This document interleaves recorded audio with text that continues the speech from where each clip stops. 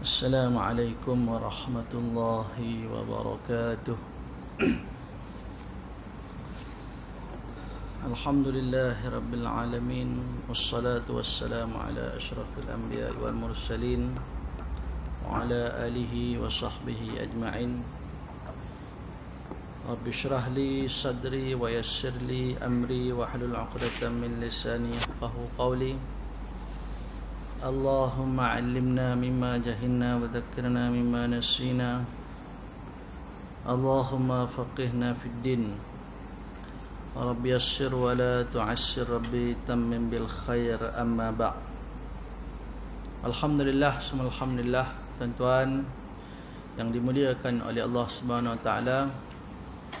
Syukur kita kehadrat Allah Subhanahu wa taala kerana sekali lagi dapat sama-sama kita hadir ke rumah Allah. Sama-sama kita berada dalam majlis ilmu dan sama-sama kita menunggu masuknya waktu Isyak. Segala amal ibadah yang kita lakukan ini mudah-mudahan ianya diterima di sisi Allah Ta'ala. Dan juga kita berdoa kepada Allah agar Allah kekalkan hidayah dalam diri kita ini hinggalah ke akhir hayat kita, insya-Allah. Amin ya rabbal alamin. Alhamdulillah, pada malam ni kita menyambung kuliah bulanan kita, yang mana kita masih lagi membicarakan seruan Allah Subhanahu Wa Taala tentang kewajipan bersikap adil dan haram mengikut hawa nafsu. Baik, bagi yang ada kitab muka surat 333 yang di tengah tu. Qal musannifu rahimahullahu ta'ala wa nafa'ana bi'ulumihi fid darin amin.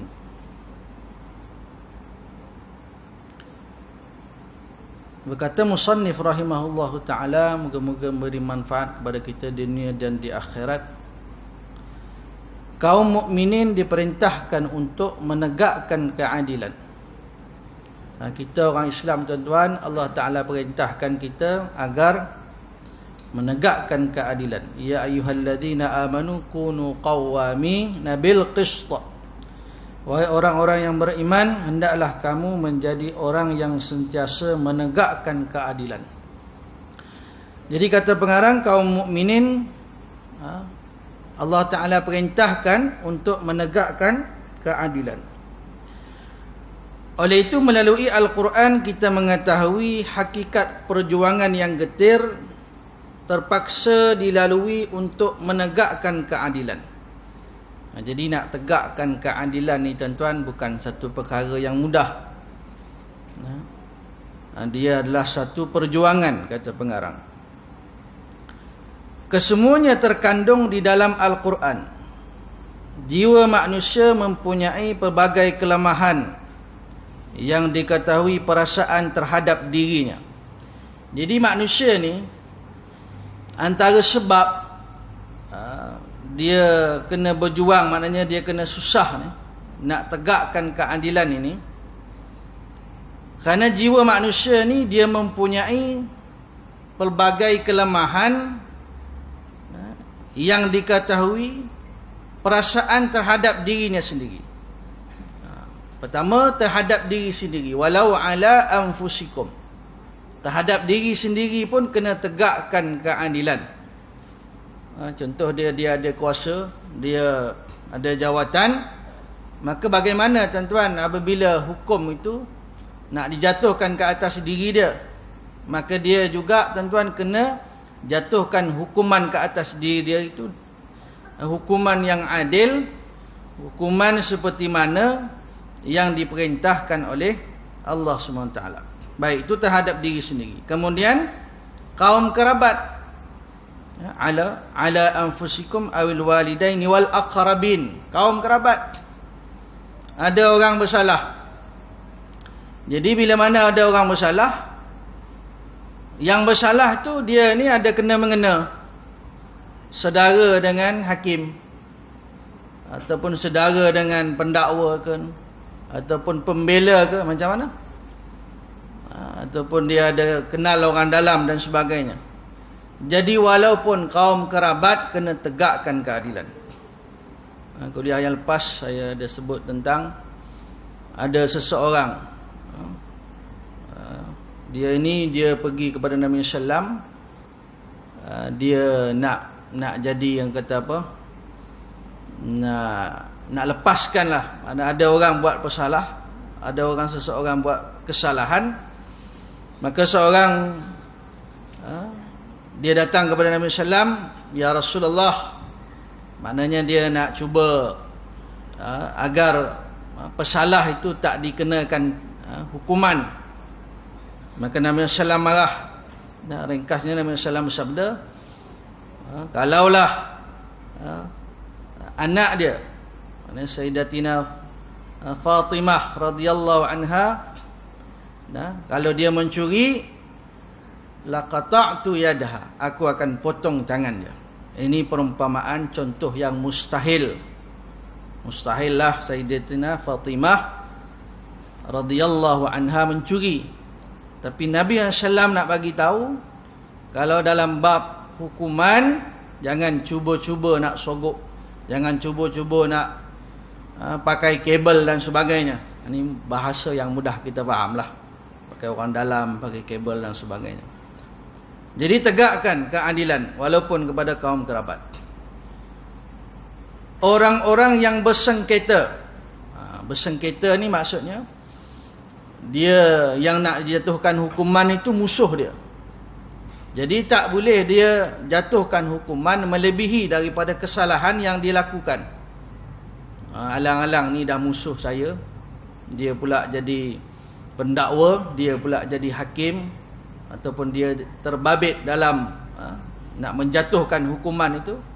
Walaupun bersengketa, maka tak boleh dijatuhkan hukuman melebihi kesalahan yang dilakukan. Itu maksud bil qist. Tegakkan keadilan tu. Kemudian sama ada lemah ataupun kuat. Orang yang buat salah tu lemah, ataupun orang yang buat salah tu kuat. Maksudnya yang buat salah tu dia ni orang yang miskin. In yakun ghaniyan aw faqira. Yang buat salah tu orang susah, orang miskin. Dan seorang lagi bersalah, orang kaya. Sama sahaja hukuman dia. Tak ada beza dia. Di mana? Pakistan ke? Ada lelaki yang dia bunuh perempuan tu sebab tolak dia punya pinangan dia.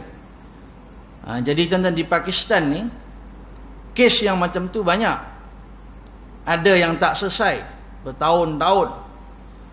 Jadi bila mana tuan-tuan dijatuhkan hukuman tu, wanita-wanita ni bawa spanduk, maknanya kami bersama kamu, maknanya puas hatilah dijatuhkan hukuman mati.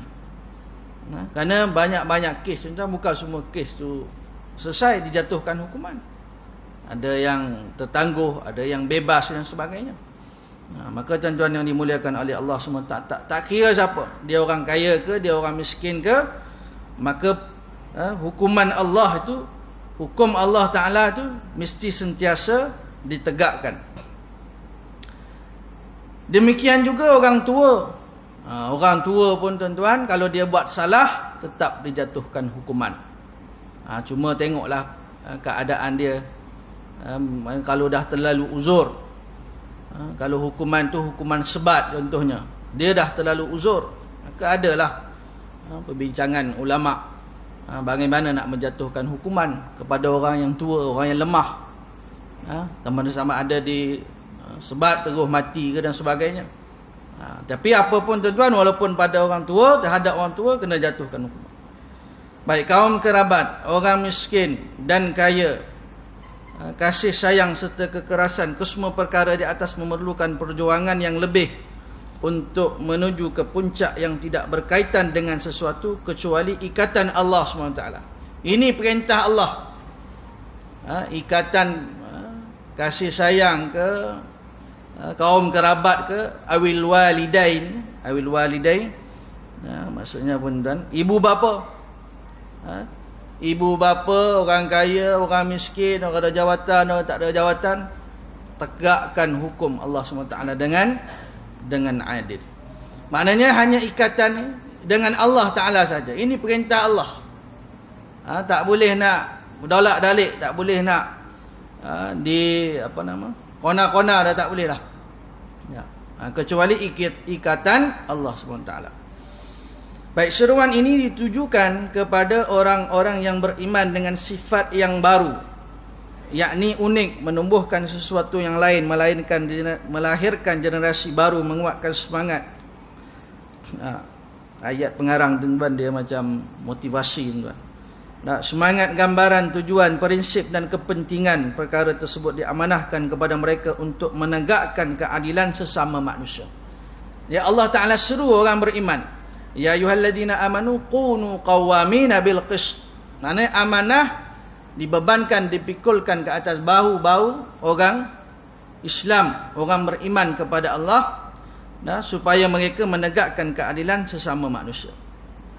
Oleh itu seruan ini bermanfaat kerana sifat di atas diberikan kepada orang-orang yang beriman. Buktinya, wahai orang-orang yang beriman, disebabkan sifat tersebut mereka diamanahkan memikul tanggungjawab yang besar demi menegakkan keadilan.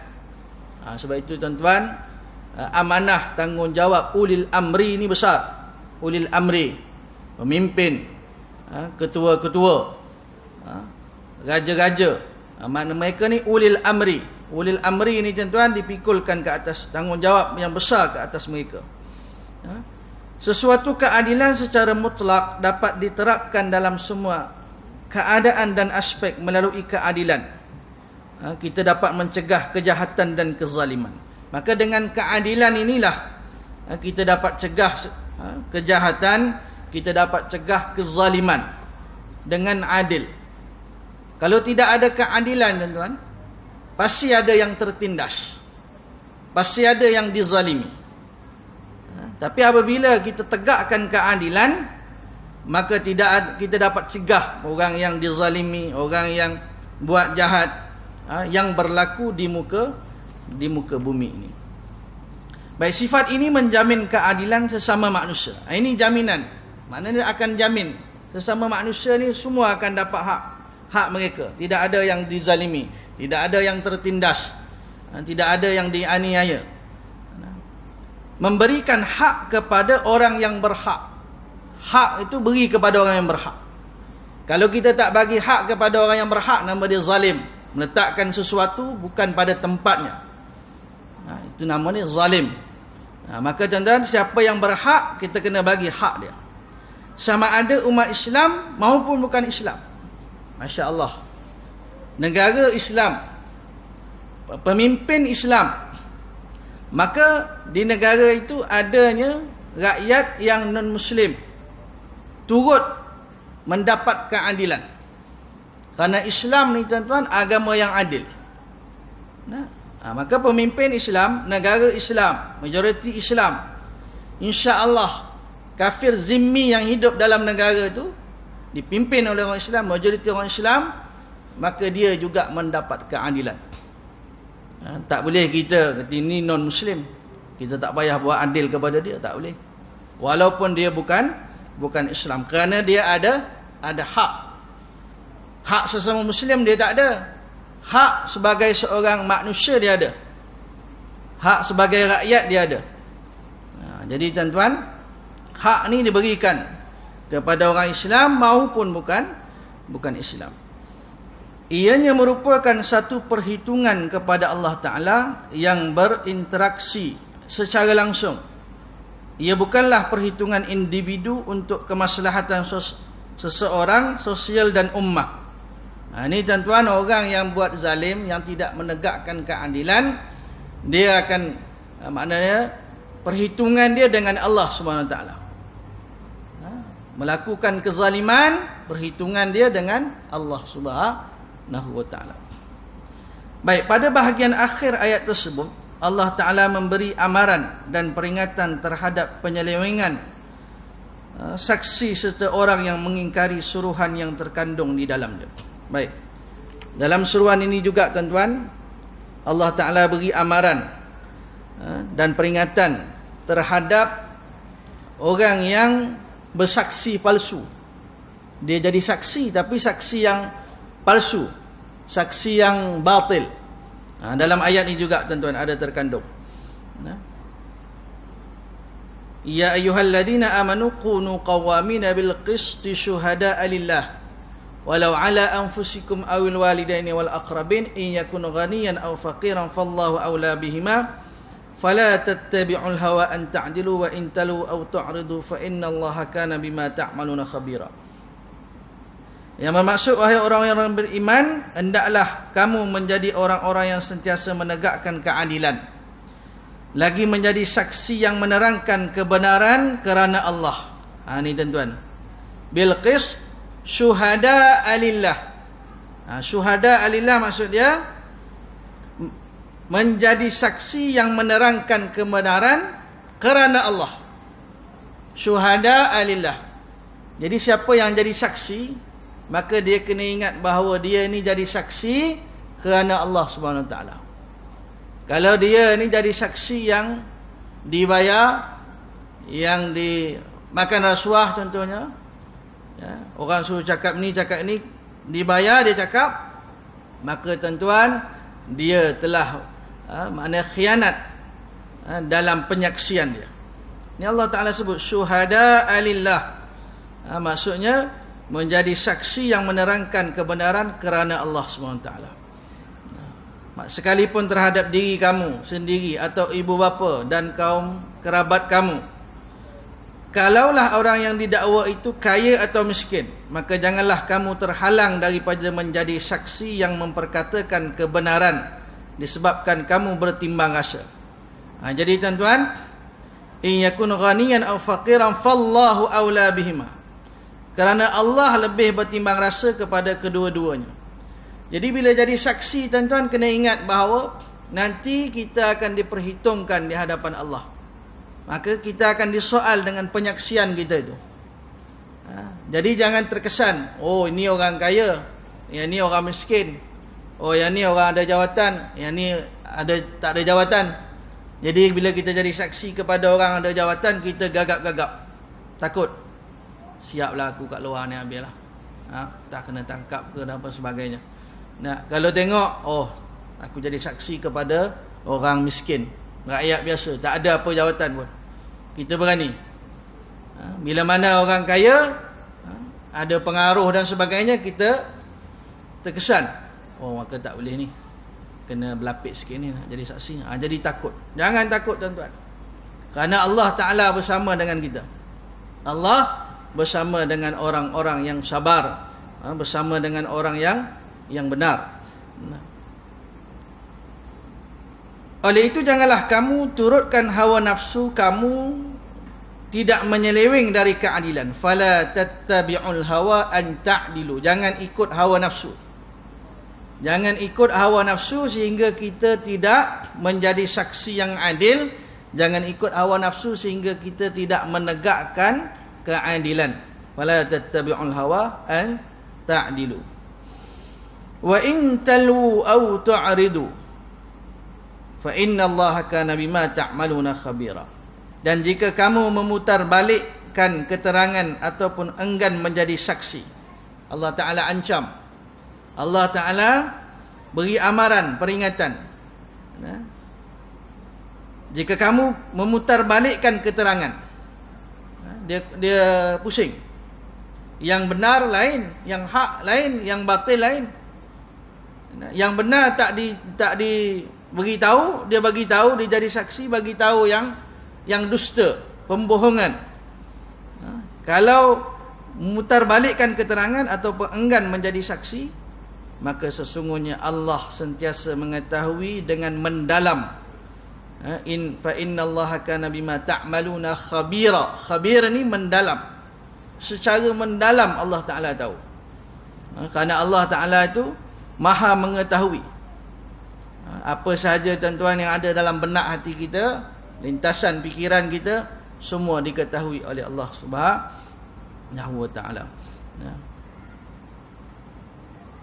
Baik, peringatan itu sudah cukup bagi seorang mukmin, maka Allah mengetahui segala perkara yang mereka lakukan. Kata pengarang, peringatan bahawa Allah ini Maha mengetahui ini sebenarnya dah cukup dah bagi orang Islam, bagi orang mukmin. Allah Maha mengetahui. Jadi dia tak berani dah nak jadi saksi yang palsu, saksi yang menipu. Dia tak berani dah. Sebab dia tahu bahawa, dia yakin bahawa Allah Maha mengetahui. Apa saja yang mereka lakukan. Melalui peringatan ini manusia akan merasakan adanya ancaman bahaya dan menakutkan jiwa. Jadi tuan-tuan, bila mana umat Islam ni baca Al-Quran dan dia meyakini bahawa Allah itu Maha mengetahui, maka dia rasa ada ancaman bahaya. Kalau dia menjadi saksi yang mutablikkan saksi yang hak dia sembunyikan, makna dia reka-reka cerita yang lain supaya yang bersalah itu terlepas daripada dihukum. Dia bayar ke dan sebagainya. Maka dia kena ingat bahawa Allah Maha mengetahui. Kata pengarang, bila mana dia rasa ancaman Allah Ta'ala, maka dia tak beranilah menjadi saksi yang berdusta. Dia rasa ancaman bahaya dan menyakutkan jiwa dia.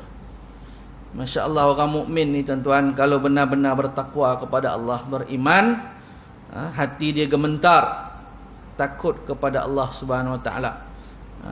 Dan walaupun kita tuan-tuan tak sampailah tuan-tuan kepada satu tahap bila dengar azan je ataupun takbir atau ihram tu, terus dah lupa dunia dah, tak macam sahabat Nabi sallallahu alaihi wasallam. Bila mana tuan-tuan dia takbir itu tuan-tuan, dia tak ingat apa dah, tak rasa apa dah. Sebab itu sahabat Nabi sallam, kalau dia dalam peperangan dia kena panah, dia kena terluka dan sebagainya, jadi nak cabut panah tu tuan-tuan, tunggu dia solat. Kira bius tuan-tuan. Hebat tak hebat iman mereka tuan-tuan. Takutnya mereka kepada Allah Subhanahu Wa Taala. Iman mereka tuan-tuan, masya-Allah. Iman para sahabat, iman para anbiya alaihi salam. Kita tak sampai tahap keimanan mereka. Tapi kata pengarang, bila mana kita rasa kita terancam, Allah ancam kita, jangan kamu berdusta, jangan kamu menjadi saksi yang berdusta. Terasa keancaman itu, maka saksi itu tak akan berdusta, tak akan menipu. Dia akan menyatakan kebenaran. Tapi yang masalah bila umat Islam tak rasa diancam, buat dosa tak rasa apa-apa, tak rasa takut dengan kemurkaan Allah Subhanahu Wa Taala. Baik. Suruhan untuk bersikap adil dalam segala urusan. Al-Quran merupakan mukjizat yang kekal pada setiap masa dan tempat yang diutuskan Rasul. Al-Quran tuan-tuan, kata pengarang, merupakan mukjizat. Mukjizat yang kekal sehingga hari ini dan pada setiap masa dan tempat yang diutuskan Rasul.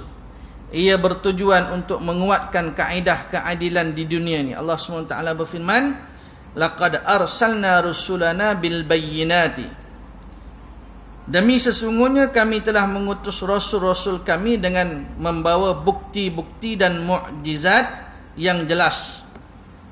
Allah mengutuskan rasul-rasul tuan-tuan. Rasul ni Allah Ta'ala berikan kepada mereka apa? Bil bayyinat. Bil bayyinat ni bukti dan juga mukjizat.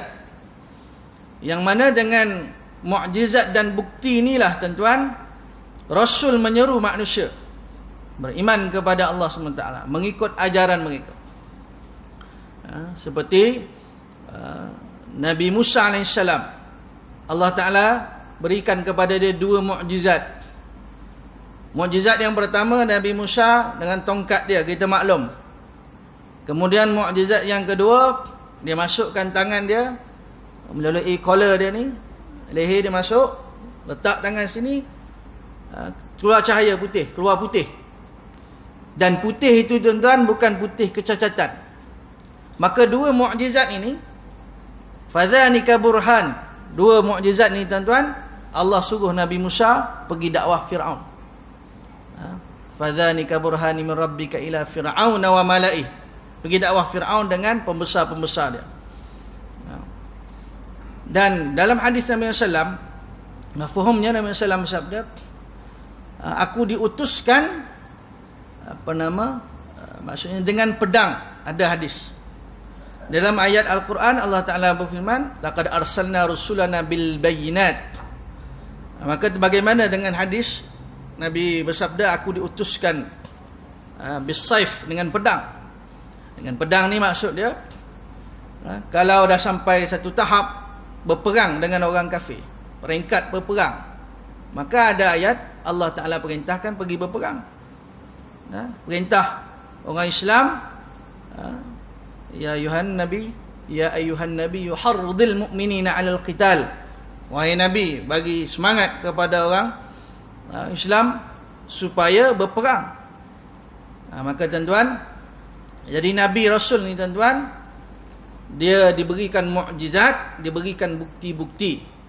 Antara sebab maknanya bagi bukti dengan mukjizat ini jugalah Allah SWT nak Rasul ini bagi tahu kepada manusia, maknanya antara menegakkan keadilan juga. Laqad arsalna rusulana bil bayyinat wa anzalna ma'ahumul kitaba wal mizana liyaquman nasu bil qist. Dan mukjizat yang jelas, nyata, dan kami telah menurunkan bersama-sama mereka kitab suci dan keterangan yang menjadi neraca keadilan.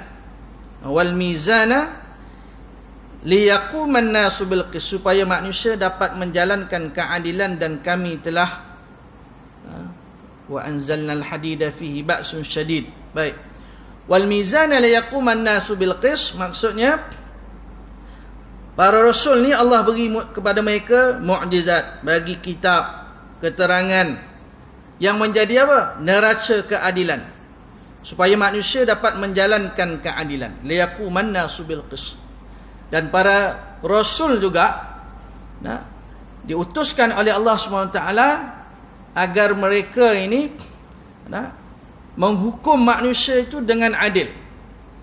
Jadi para rasul juga diperintahkan oleh Allah SWT untuk kalau menghukum, hukum dengan adil. Kemudian dalam ayat ini Allah Ta'ala juga berfirman, wa anzalnal hadida fihi ba'sun syadid. Kami telah menciptakan besi dengan keadaannya mengandungi kekuatan yang handal serta berbagai-bagai faedah lagi bagi manusia. Dan dalam ayat ini Allah Ta'ala juga berfirman, Allah Ta'ala ciptakan, kami telah ciptakan besi, yang mana besi ini kekuatan dia berbagai faedah lah bagi manusia. Dulu boleh buat pedang, boleh buat tombak, boleh buat panah dan sebagainya, boleh buat baju besi. Dan Nabi Daud AS, Allah Ta'ala bagi dia mukjizat, kuasa dia boleh lenturkan dia tukang besi. Nabi Allah Daud AS. Dan kita hari ni besi banyaklah kita manfaat kita boleh buat. Nak buat kereta, nak buat kapal, nak buat kapal terbang dan sebagainya, welding sebagainya. Dijadikan besi dengan keadaan yang demikian, wa manafi'u lin-nasi wa liya'lamallahu may yansuruhu wa rasuluhu bil ghaib innallaha qawiyyun aziz. Dijadikan besi dengan keadaan yang demikian supaya manusia menggunakan faedah-faedah itu dalam kehidupan mereka sehari-hari, dan supaya ternyata pengetahuan Allah tentang orang yang menggunakan kekuatan handal itu untuk menegakkan dan mempertahankan agama Allah. Jadi tuan-tuan, dalam terjemahan tersebut dia gunakan kekuatan daripada besi itu juga digunakan untuk apa? Menegakkan, mempertahankan agama Allah serta menolong rasul-rasulnya, padahal balasan baiknya tidak kelihatan kepadanya. Sesungguhnya Allah Maha Kuat lagi Maha Kuasa. Jadi tuan-tuan, syahid yang kita nak faham dalam ayat ni iaitu Allah nak kita tegakkan keadilan. Kepada orang beriman Allah Ta'ala perintahkan, kepada para rasul Allah Ta'ala perintahkan supaya tegakkan keadilan dalam menghukum di muka bumi ini, tuan-tuan. Baik, Imam Ibn Al-Qayyim berkata, Allah Ta'ala telah menurunkan kitab dan timbangan supaya manusia menegakkan keadilan. Timbangan ini tidak membebankan sesiapa. Jadi tuan-tuan, mizan yang Allah Ta'ala timbangan ni maksudnya tak membebankan sesiapa. Wal mizan liyaquman nas, ini timbangan ni siapa pun tidak terbeban. Kalau ada orang kata hukuman Allah Taala, hukum yang Allah Taala tetapkan ni tak adil lah, tak. Kerana Allah Subhanahu Wa Taala dah berfirman, aku haramkan zalim ke atas diriku. Maka kamu di antara kamu jangan kamu melakukan kezaliman. Maka bagaimana kita kata kalau ada orang kata hukum Allah ini tidak adil? Tak. Kerana tuan-tuan, kita kena beriman, berkeyakinan bahawa apa yang diperintahkan oleh Allah, hukuman yang Allah Ta'ala tetapkan itu adil bagi seluruh manusia. Malah ia menjadikan kehidupan manusia aman dan bebas dari kekacauan hawa nafsu. Jadi tuan-tuan, kalau manusia ni ikut, maknanya dalam menghukum, dalam menegakkan keadilan, ikut apa yang diperintahkan oleh Allah, hukum-hukum syariat ini dia ikut, dalam bab hududnya, bab janayahnya, bab hukuman-hukuman ni, pembalasan dan sebagainya. Jadi kalau ikut tuan-tuan, jadi manusia ni hidup dia aman, hidup dia bebas daripada sebarang kekacauan hawa nafsu. Baik, Allah Ta'ala berfirman, wa in ta'ifatani minal mu'minina iqtatalu fa aslihu bainahuma. Dan jika ada dua puak dari orang-orang yang beriman berperang, tuan-tuan, dua puak, dua-dua orang beriman berperang. Wa in ta'ifatani minal mu'minina iqtatalu. Sebabun nuzul, tuan-tuan, ada suami isteri, yang isteri dengan suami ni ada masalah. Suami dia tak benar, isteri ni keluar, adalah permasalahan rumah tangga ni. Jadi keluarga pihak perempuan, keluarga pihak lelaki datang. Jadi terjadi pergaduhan. Kemudian ada juga riwayat tentang satu hari Nabi SAW menunggang keldai. Kemudian keldai itu buang air, kencing. Kemudian ada Abdullah bin Salam, ketua munafik. Kemudian ada sahabat. Jadi Abdullah bin Salam ni kata, dia kata bau. Maknanya keldai itu kencing, dia kata berbau lah, maknanya dia marah lah. Kata sahabat yang ada bersama Nabi SAW, dia kata, bau kencing keldai ni lebih harum daripada bauan kasturi. Ini asbabun nuzul itu.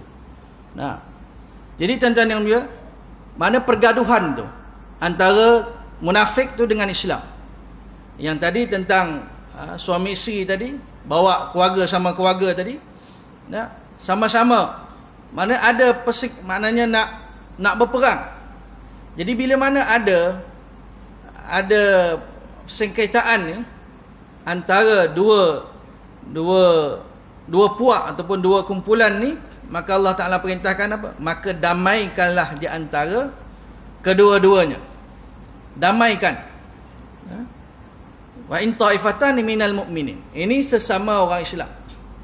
Sebab itu tuan-tuan yang dimuliakan oleh Allah Subhanahu Wa Ta'ala, sesama orang Islam ni tuan-tuan, jangan ada perselisihan, pergaduhan. Yang mana pergaduhan ni, dia pada mulanya, permulaan bibit-bibit ni mesti saling mengata terlebih dahulu. Mengata. Last sekali terjadi pergaduhan, sampailah wal'iyadzubillah kepada pertumpahan darah. Sebab itu tuan-tuan yang dimuliakan oleh Allah Subhanahu Wa Ta'ala, umat Islam hari ini tuan-tuan kena bersatu. Umat Islam satu hati. Sebab itu kita penting selalu sentiasa kita berdoa, ya Allah, satukanlah hati umat Nabi Muhammad sallallahu alaihi wasallam. Tuan-tuan tengok hari inilah dalam Facebook, dalam YouTube, kan? Tok guru ni, tok guru saya, ni tok guru saya. Jadi tok guru dia ni cakap pelik sikit. Jadi tok guru seorang lagi komen. Jadi yang menyokong dia punya pengikut dia. Tengok dalam Facebook mengata, Nah, sampai keluar perkataan kafir dan sebagainya. Nah, maka semua ini tuan-tuan terjadi pergaduhan. Pergaduhan. Maka Allah Taala perintahkan fa aslihu baina akhawaikum. Kena maknanya damaikanlah di antara keduanya. Jadi tuan-tuan ini firman Allah Subhanahu wa taala tuan-tuan, dia secara terperinci dia asbabun nuzul secara terperinci dia sebenarnya lebih banyak lagi tuan-tuan. Dia punya riwayat-riwayat dia tentang ayat ni tuan-tuan. Tadi yang saya sebut ringkas tadi tuan-tuan. Bagi kita bagi laluan pada azan insya-Allah.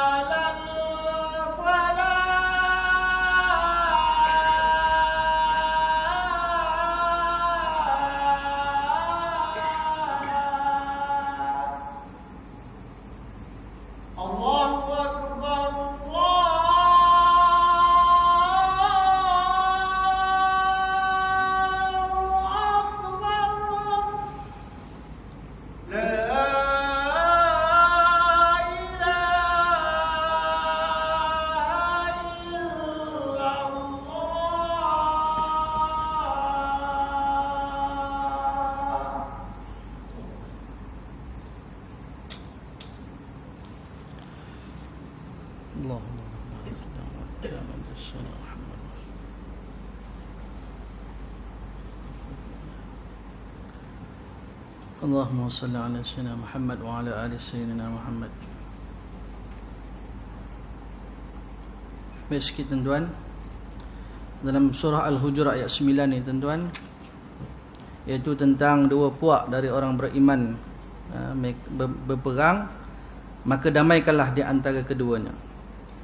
Jika salah satunya berlaku zalim terhadap yang lain, maka lawanlah puak yang zalim itu sehingga dia kembali mematuhi perintah Allah.